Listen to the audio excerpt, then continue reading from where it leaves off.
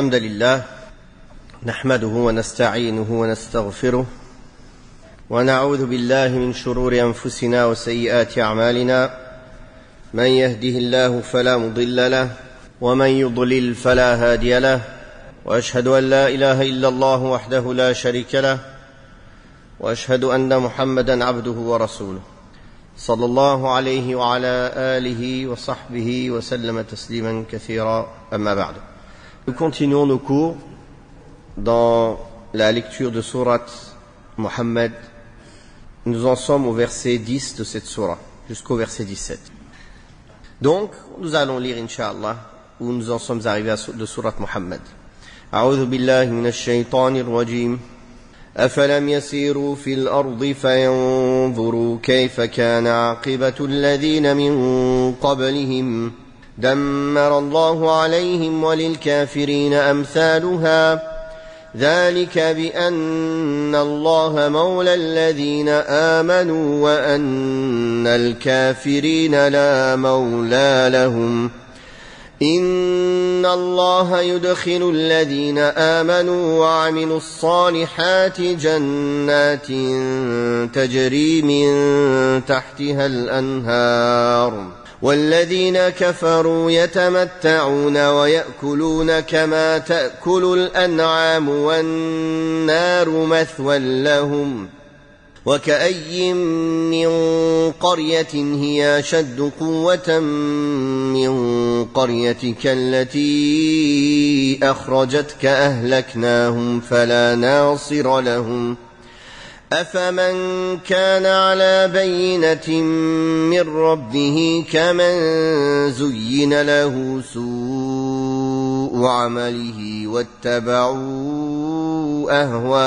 أهواءهم مثل الجنة التي وعد المتقون فيها أنهار من ماء غير آسن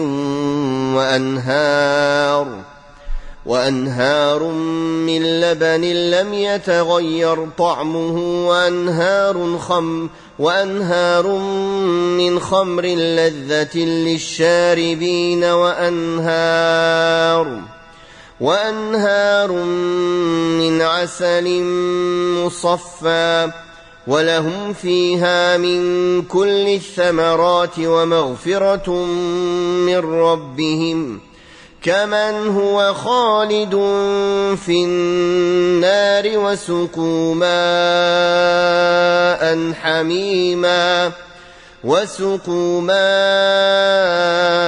حميما فقطع أمعاءهم ومنهم من يستمع إليك حتى إذا خرجوا من عندك قالوا للذين أوتوا العلم ماذا قال آنفا أولئك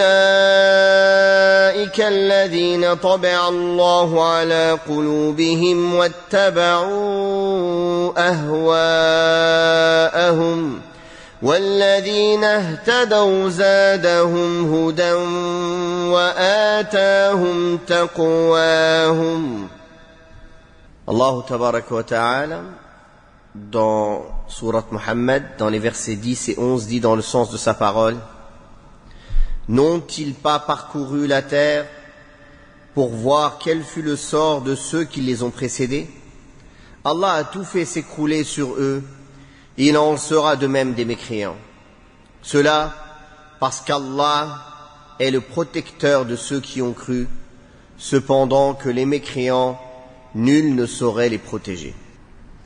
Ici, Allah tabaraka wa ta'ala demande aux mécréants qui ont rejeté le message du prophète Muhammad sallallahu alayhi wa sallam de parcourir les terres et les pays afin de voir ce qui est advenu aux peuples qui les ont précédés et de méditer sur leur sort. Ils ne trouveront que mauvais et funeste sort. Où qu'ils se tournent, ils verront que ceux qui les entourent ont été anéantis et ont disparu à cause de leurs mensonges et leur négation envers les prophètes et le message qu'ils ont amené de la part d'Allah subhanahu wa ta'ala. Allah tabaraka wa ta'ala a détruit sur eux leur demeure et leurs biens. Il a aussi annihilé et détruit leurs œuvres et tous les mauvais complots et les méfaits qu'ils avaient envers les bien-aimés d'Allah. Par conséquent, les mécréants ont en tout temps et tout lieu des exemples de ce mauvais et funeste sort qui fut le lot de ceux qui les ont précédés dans la mécréance, de leurs semblables. Pour ceux qui est des croyants, Allah tabaraka wa ta'ala les préserve et les sauve du châtiment et leur accorde la plus abondante récompense qui soit. Cela parce qu'Allah est le protecteur et le maître de ceux qui ont la foi. Par conséquent, il les protège par sa miséricorde et il les fait sortir des ténèbres vers la lumière de la foi et de la guider, en s'occupant subhanahu wa ta'ala lui-même de leur victoire et de leur rétribution.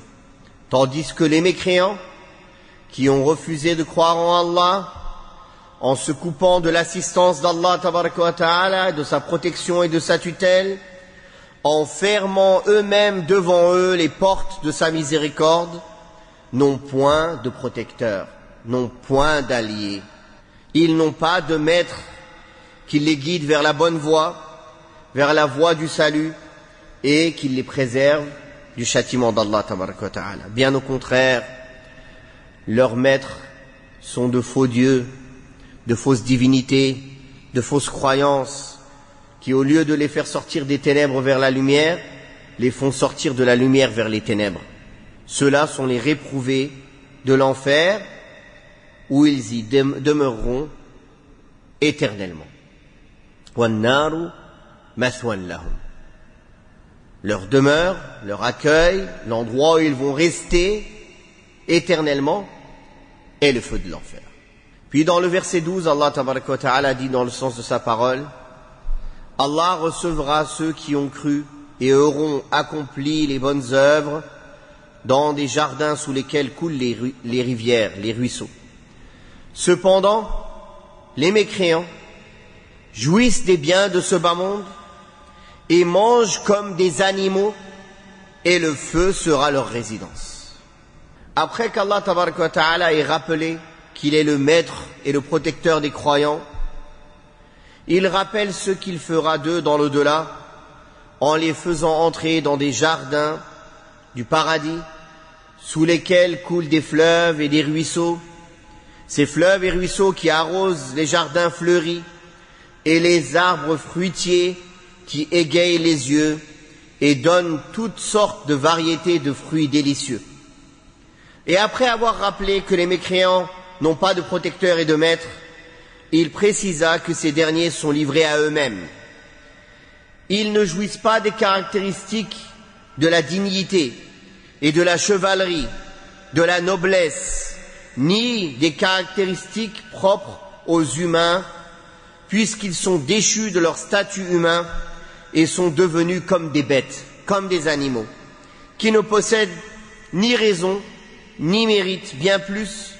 Leur seule préoccupation dans cette vie d'ici-bas, c'est jouir et les plaisirs et les passions, comme les animaux. Tu vois leurs mouvements apparents et cachés dépendre tous de ces plaisirs et de ces passions, sans dépasser cela pour aller à la recherche de ce qui contient leur bien dans ce bas monde et dans l'au-delà, et leur bonheur et leur sauver dans ce bas monde et dans l'au-delà. C'est pour cela que le feu sera leur asile, où ils y demeureront à tout jamais, livrés au supplice. يَتَمَتَّعُونَ وَيَأْكُلُونَ كَمَا تَأْكُلُ الْأَنْعَامُ وَالنَّارُ مَثْوًى لَهُمْ. Ils prennent des plaisirs, ils jouissent de ce bas monde comme les animaux. Et voilà pourquoi leur demeure sera le feu. Car Allah leur a donné la raison pour discerner entre le bien et le mal. Allah leur a envoyé les prophètes pour les appeler à la vérité. Allah leur a révélé les livres, et le dernier d'entre eux, le Coran, pour détailler ce dont ils ont besoin pour cheminer sur le droit chemin, pour sortir des ténèbres vers la lumière. Mais ils ont préféré être comme des animaux, ne pas utiliser cette raison, ne suivre que leurs instincts et leurs passions, semblables aux animaux. Alors, ils ont perdu cette valeur pour laquelle l'être humain est élevé. Quelle est cette valeur? C'est le fait d'avoir la raison. Cette raison qui pousse l'être humain à faire des choix, à avoir le libre arbitre et à être jugé pour être récompensé par la bonne récompense ou pour être puni par le châtiment qu'il mérite. Puis dans le verset 13, Allah tabaraka wa ta'ala dit dans le sens de sa parole: combien de cités plus puissantes que la tienne, dont tu as été expulsé, avons-nous fait périr et qui n'eurent aucun secours. C'est-à-dire combien de cités où habitaient les mécréants, qui étaient plus fortes sur le plan de la richesse et du nombre d'habitants, de soldats, d'édifices, de moyens, n'avons-nous pas anéantis une fois qu'ils ont traité de menteurs nos messagers et après que les exhortations ne leur furent d'aucune utilité? Plus puissante que la Mecque qui t'ont viré, toi, ô Muhammad sallallahu alayhi wa sallam, avec plus de moyens, avec plus de construction. Et nous les avons anéantis. Et ils n'ont trouvé aucun secoureur pour les protéger de la colère d'Allah. Et leur force ne leur fut d'aucune assistance contre le châtiment d'Allah subhanahu wa ta'ala. Que dire alors de ces faibles et vulnérables gens que sont les habitants de ta cité, de Mecca? Lorsqu'ils t'ont fait sortir de ton pays, ils t'ont traité de menteur et t'ont exprimé leur hostilité, alors que tu es le meilleur des messagers et le plus noble parmi les premiers et les derniers. Ne mérite-t-il pas plus qu'autrui d'être anéanti et de subir le châtiment instantanément? Si Allah n'avait pas envoyé son messager avec la miséricorde et la circonspection envers tous mécréants et négateurs, il n'aurait eu que ce châtiment empressé sur eux. Puis dans le verset 14, Allah tabaraka wa ta'ala dit dans le sens de sa parole: celui qui est muni de la preuve évidente venant de son Seigneur, est-il semblable à celui que trompe le faux brillant de ses actions et qui ne fait que suivre ses propres passions, ses propres penchants? C'est-à-dire qu'il n'y a aucune comparaison possible à faire entre celui qui agit avec clairvoyance dans le droit chemin de la religion d'Allah, que ce soit théoriquement ou dans sa pratique, en ayant connaissance de la vérité et en la suivant, en espérant obtenir ce qu'Allah a promis à ceux qui suivent la vérité, et celui dont le cœur est aveugle et qui a refusé la vérité en suivant ses penchants, ses désirs et ses passions, sans une guidance provenant de la part d'Allah, en prétendant en plus être dans la bonne voie et dans la justesse. Quelle est éloignée la distance entre ces deux parties, et quelle est importante la différence entre les gens de la vérité et les gens de l'égarement. Puis dans le verset 15, Allah Ta'ala dit dans le sens en décrivant le paradis: telle est l'image du paradis promis aux hommes pieux. Il y aura des rivières dont l'eau jamais ne s'altère, des rivières de lait à la saveur inchangée, des rivières de vin que ceux qui en boiront trouveront délicieux, et des rivières de miel purifié. Ils y auront à la fois des fruits de toutes sortes et le généreux pardon de leur Seigneur, qu'il y a loin d'eux à ceux qui séjourneront pour l'éternité dans le feu de l'enfer, qui seront abreuvés d'une eau bouillante qui leur déchiquetera les entrailles. L'exemple du paradis qu'Allah a réservé à ses serviteurs pieux ceux qui ont craint son courroux et sa colère, qui ont œuvré pour obtenir sa satisfaction, est donnée par la description suivante. Des fleuves d'une eau qui ne croupit pas, qui ne s'altère pas, qui ne change pas à cause d'une insalubrité, d'une odeur fétide, d'une amertume ou d'un trouble, mais dont le goût reste plus agréable, plus pur et plus délicieux et plus frais. Des fleuves de lait à la saveur inaltérable, que ce soit par l'acidité ou toute autre chose qui pourrait altérer sa saveur. D'autres de vin au bon goût des buveurs, c'est-à-dire que celui qui le boit en profitera fortement sans en connaître les méfaits, comme le vin de ce bas monde qui a des méfaits et dont le goût est amer à la bouche et qui fait tourner la tête et perdre la raison. Celui du paradis n'a pas ces mauvaises caractéristiques. Et d'autres fleuves d'un miel pur, c'est-à-dire complètement purifié de sa cire et de toute impureté qui pourrait s'y introduire. Ils y auront toutes sortes de fruits, des dattes, des raisins, des pommes, des grenades, des oranges, des figues et autres fruits qui n'ont pas d'équivalent dans ce bas monde, qui ressemblent aux fruits de ce bas monde, qu'on appelle avec les mêmes noms du fruit de ce bas monde pour avoir une approche, mais qui n'ont rien à voir avec les fruits de ce bas monde.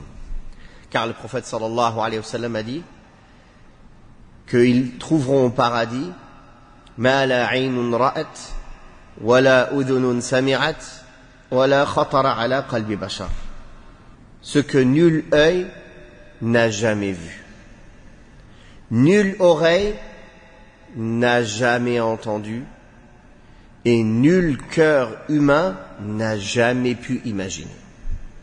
Ils y obtiendront toutes sortes de choses désirées et souhaitées. Et plus que tout cela, le pardon de leur Seigneur, un pardon qui les débarrassera de toute peur et de toute crainte. Ceux-là sont-ils meilleurs, ou bien ceux qui seront voués éternellement au feu de l'enfer, qui s'exacerbera, et un châtiment qui se multipliera. Ces gens-là, pour lesquels sera versée une eau en ébullition d'une extrême chaleur qui déchiquetera leurs entrailles, qu'Allah nous en préserve. Gloire à Allah, qui a distingué entre les deux demeures, entre les deux rétributions, entre les deux œuvres et entre ceux qui les accomplissent. Qu'Allah nous compte parmi les habitants du paradis, du Firdaus al-A'la, et qu'il nous préserve du feu de l'enfer. Puis dans les versets 16 et 17, Allah tabaraka wa ta'ala a dit dans le sens de sa parole, il en est qui parmi eux daignent t'écouter, mais aussitôt qu'ils sortent de chez toi, ils demandent à ceux qui ont reçu la science, que vient-il donc de dire?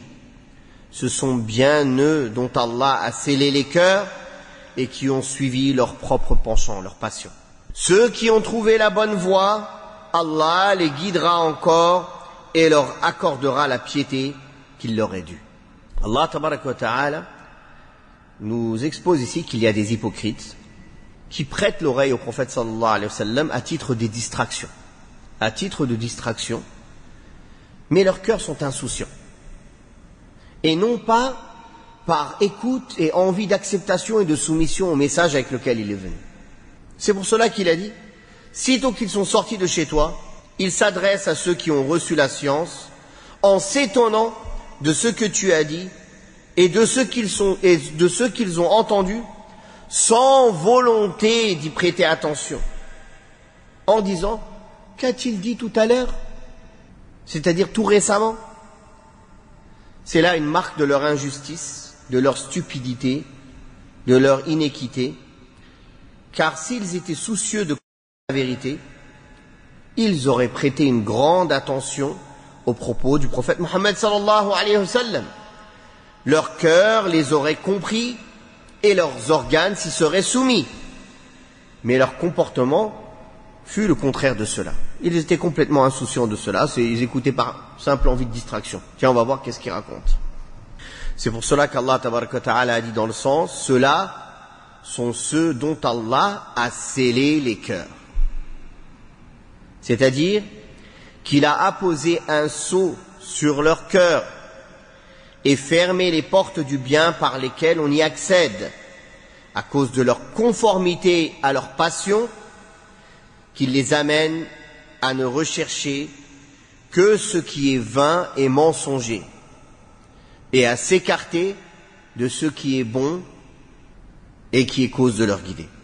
Ensuite, il montra la situation des gens guidés en disant, quant à ceux qui sont sur la bonne voie, grâce à leur foi et à leur soumission, de même qu'à leur conformité à ceux qui suscitent la satisfaction d'Allah subhanahu wa ta'ala, Allah leur rajoute de la gaieté, leur renforce leur orientation, par reconnaissance de sa part pour leurs œuvres, et il leur octroie la piété, il affermit la piété dans leur cœur qu'ils méritent, il les assiste dans la voie du bien et il les préserve du mal. Ainsi Allah tabaraka wa ta'ala a mentionné 2 rétributions pour les gens de bien, les gens de la guidée, la science utile et les œuvres pieuses. Effectivement, si la personne obtient de la part d'Allah tabaraka wa ta'ala la science utile, puis qu'il met en application cette science utile en appliquant les œuvres pieuses, alors il a reçu tout le bien. Alors il a reçu tout le bien. Le prophète sallallahu alayhi wa sallam avait l'habitude de dire le matin, après la prière du Fajr, Allahumma inni as'aluka ilman nafi'a wa amalan saliha wa rizqan tayyiba. Ô Allah, je te demande une science utile, des œuvres pieuses et une subsistance bonne. Cela résume ce que la personne a besoin dans sa vie. Une science utile, des œuvres pieuses et une subsistance halal, bonne.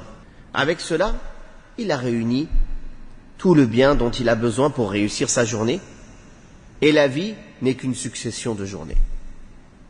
Qu'Allah tabaraka wa ta'ala nous permette d'acquérir la science utile, de faire les efforts pour l'acquérir, de la comprendre, de l'assimiler et de l'étudier, puis de la mettre en pratique.